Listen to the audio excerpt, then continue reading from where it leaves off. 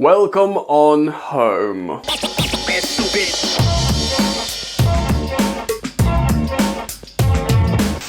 Hello friends, what's going on? Welcome back to Football Therapy. With me, your host Jan. I hope you lot are all doing well today, dear sweet children, friends and family. I really do hope that. Welcome back to Chelsea News, of course, the daily series here on Football Therapy, where I see what's being said around the rags and sometimes give you my own take on the Blues, giving you my opinion when I've got lost. Anyway, there's plenty of stuff to talk about today. I do want to reflect on a couple of things about Chelsea's win or qualification against Aston Villa in the Carabao Cup. Of course, a new formation, of course, a new position for Ruben Loftus-Cheek. Very compelling indeed. As well as Chelsea drawing Southampton, and I want to talk about Matthijs de Ligt from an article from the Mail Online. I'm sorry. Settle in, get comfortable, warm yourself up, pour yourself a drink, consider subscribing if you like the content. And if you do, hit that bell notifications icon, it's important. And if you want to help me out in this not the office, this YouTube, I sound like an absolute boomer. I'm 32 by the way, I pretty much am a boomer. Anyway, like the video please, cheers. Alright then, let's get into it. First of all, before I talk about elements of the game yesterday, I do want to talk about how Chelsea have drawn Southampton at home. A pretty good draw in my opinion, and if you ask me, it's probably the same level as Aston Villa at home at the moment in terms of the current footballing Premier League climate. Of course, Southampton have just drawn away to Manchester City, which is a huge result for Hasenhüttl and his men. Of course, Ralph Hasenhüttl has taken to a new look where he wears that shirt and waistcoat and he looks like a drunk dad at a wedding at 4 a.m. I mean, it's just a nailed on look and I literally have no idea why he's doing it. But hey, it's fun. Southampton are of course a good side. They've sold Danny Ings to Aston Villa, but they've got Chelsea's Academy Player of the Year, Tino Livramento, who's very, very good, who's going to be returning to Stamford Bridge already in the first team after we sold him to Southampton, and it's a nailed-on goal from Tino Livramento, or at least a masterclass, so be terrified and fearful about that inevitability. Of course, Armando Broja's there as well. I'm not entirely sure if he's not allowed to play, because I know in the Premier League you're not allowed to play against your parent club, but I think you can in the Cups if Chelsea grant permission. I remember when Derby came to Stamford Bridge, I was at that game when he brought his Derby side there, and Mason Mount played and Fikayo Tomori played because Chelsea granted special permission. So who knows? They might grant special permission for Armando Broja to play, but hopefully not, because he's good. Ultimately a good draw if you ask me. Relatively testing, yet not like, you know, I was going to say Man City early doors, but Thomas Tuchel's got Man City's number, Guardiola's number. We'll be fine. Everything's going to be fine. Fine. Cool, so good draw for me. Let's move on and talk about the game yesterday and a couple of notable elements. Right, first and foremost, the 4-3-3 formation. Interesting. With a lone pivot, of course, I suppose a 4-3-3 with a double pivot is a 4-2-3-1, isn't it? Ultimately, because you have a number 10. So 4-3-3, but the most interesting part of this was Ruben Loftus-Cheek as a lone pivot playing CDM. Now this is interesting because we, as Chelsea fans, know Ruben Loftus-Cheek as like a number 8. That's probably the deepest, maybe a double 6 experimentally, but a number 8, a number 10. Even Antonio Conte wanted to turn Ruben Loftus-Cheek into a striker. Remember that? Conte was like, I think he has all the qualities to be a striker. I'm not going to do Conte's accent. I've already tried. I can't take it back. I'm sorry for that. So Ruben was progressively moving further and further up the pitch. He even played right wing, I believe, under Conte, or was it Sarri? No, under Sarri, he definitely played left centre mid as like a left 8. That's where he did his best work, Ruben Loftus-Cheek, in the Europa League run, combining with Eden Hazard. If you watch this channel, Football Therapy, over the years, you will remember me constantly waxing lyrical about 2019 Ruben Loftus-Cheek in that left channel. Explosive and a beautiful footballer before he did his Achilles, very, very tragic, and he just hasn't been the same player since, unless he is of course reborn in this number 6 position, lone pivot.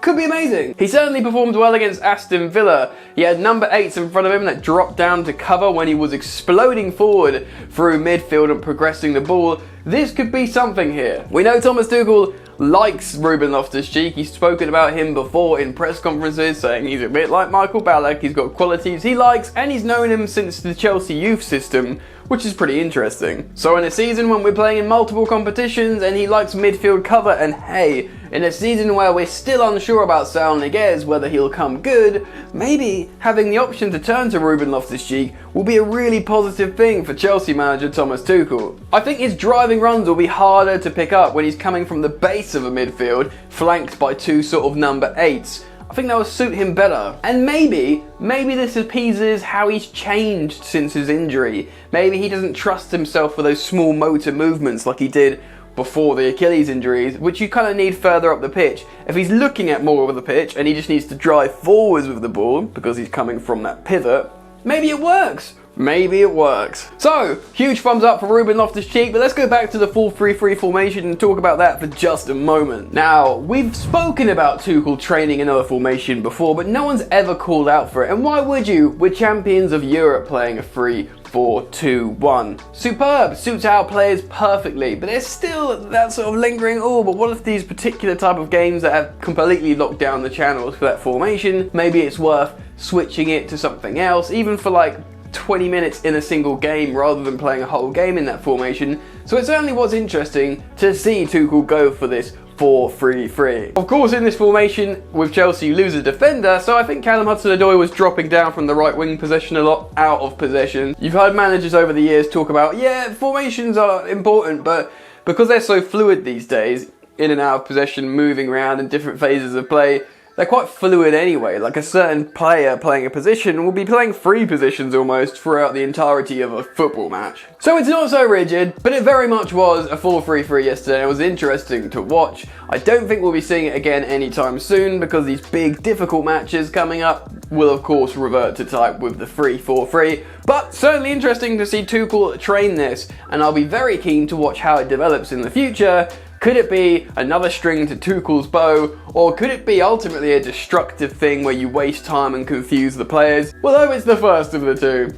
Anyway, let's move on and cite the crap rag, the Mail Online, to talk about Matthijs de Ligt. That's right, despite the emergence of Trev Chalobah and the utilisation of Malang Sarr in that cup game, Chelsea are still being heavily linked with a centre-back, of course, after not sealing the transfer of Jules Kounde before the end of the transfer window. You can expect the likes of Andreas Christensen and Cesar Azpilicueta to sign new deals, although I think Azpilicueta might start to play less and less, and of course we see him utilised a lot at right wing-back. Fingers crossed for Antonio Rudiger, but it's not such a done deal just yet. I do think the likes of Malang Sarr will still probably end up going on loan. Are Chelsea certain to get Jules Kounde in January or next summer? I don't know. They're being linked to other defenders.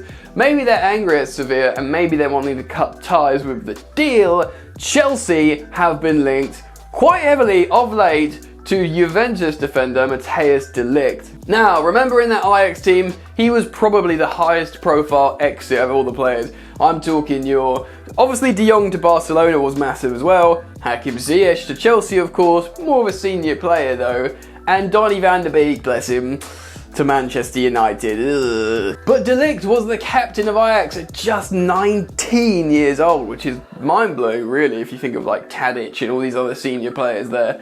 But yeah, De Ligt was the captain. He was so impressive in the Champions League and winning the league in Holland. He went for a lot of money to Juventus, had some struggling sort of times trying to settle in. Now he's being linked to Chelsea, and we're going to reference an article, I'm sorry, from the Mail Online. I'm sorry. Let's see what they have to say about this situation. Chelsea will turn their attention to Juventus defender Matthijs de Ligt after failing to sign Jules Kounde during the summer transfer window. Thomas Tuchel's team have impressed during the early weeks of the season, but there remains a desire to strengthen at the back. The European champions targeted Kounde, but Sevilla rejected their £43 million offer and held firm on his £68 million release clause, which is absolute bull, by the way, because there was this idea that there was an agreement on the fee matched, and coming into that transfer window, people were suggesting and reporting that Sevilla would accept quite a lot less than the release clause, and because the player really wanted to go as well. It was all leading to a transfer that was seemingly definitely going to happen. Now, according to Italian outlet Calcio Mercato, Chelsea will switch their focus to Holland international De Ligt, whose release clause is set at £103 million if it becomes active at the end of the season. Cool, so Chelsea reportedly not prepared to pay over like £43 million for a defender, so they turn their attention to a £103 million player? Hashtag logic. Juventus would like the 22-year-old De Ligt to commit to a new contract, having invested £68 million plus add-ons when they signed him from Ajax in 2019. Whoa, that's a pretty good deal from Ajax in 2019. Base part £70 million for a teenager for Ajax, that is mental. However, Chelsea would reportedly be interested, having concluded that a move for Paris Saint-Germain defender Marquinhos would be difficult. I'd love Marquinhos. I think everyone would love Marquinhos. And of course, including Thomas Tuchel, who coached Marquinhos for a long time at PSG. I've said Marquinhos a lot. Chelsea's summer move for France international Kounde, 22, was dependent on Kurt Zouma's departure from the club. Zouma joined West Ham in a £30 million deal just before the deadline. Sevilla's sporting director Monchi said, quote, "We weren't satisfied with the offer, and it was linked to Chelsea selling a player. It was a decent fee, but it didn't meet our criteria. Tuchel will be concerned that Chelsea could be left short for defensive options if contract talks with Antonio Rudiger and Andreas Christensen don't work out." Well, I think pretty much Andreas Christensen will sign regardless. Yes, it's interesting with Rudiger. Who knows? Maybe these linked stories are a bit of a smokescreen to force Rudiger's hand to sign. But then he's probably thinking, you're going to spend £103 million on a defender? You can absolutely pay me the extra 40 grand a week or whatever he wants. It's been reported that the Danish centre-back Christensen is closing on a new £120,000 a week deal at Stamford Bridge. Rudiger, meanwhile, is looking for closer to 200k a week, and talks have slowed in recent weeks with Real Madrid and PSG among the interested parties, should the German be available on a free transfer. Yeah, of course, also Bayern Munich have entered the mix for Antonio Rudiger. Ideally, like all of you, I want Rudiger and both Christensen to sign new deals, and maybe, I don't know, maybe sign Jules Kounde, although it really does seem like we need someone for the left to cover, not so much the right, because Reece James can play there, Azpilicueta can play there, Trevor Chalobah can play there, Andreas Christensen can play there, and on the left we've got Rudiger. I mean, you know, Christensen can play that as well, probably. Would Matthijs de Ligt be an exciting signing? Of course! He's Galactico quality, he's very young, and he's top tier in terms of player profile, and it would be like a shiny new thing in your wicked team. Of course that's exciting. But, you know, it took him a while to settle at Juventus. How's he going to do in the Premier League? We just don't know. We don't know. So, do you waste loads of money on him? Probably not.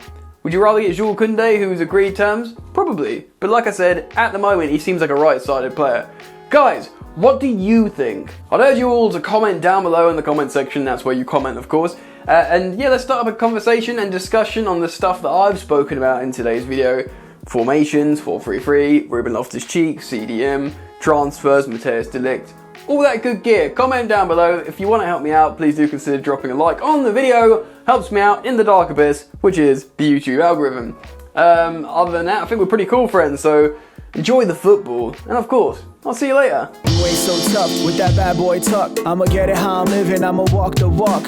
Outline my lines, I rap through thought. Body bag the verse, outlined in chalk. In my life seen trouble, hustle on the double. Silence on the trigger like my pick got a muzzle. Yo chick like to guzzle, bad boy stay in trouble. I only love this paper, sorry I don't. I love me, baby.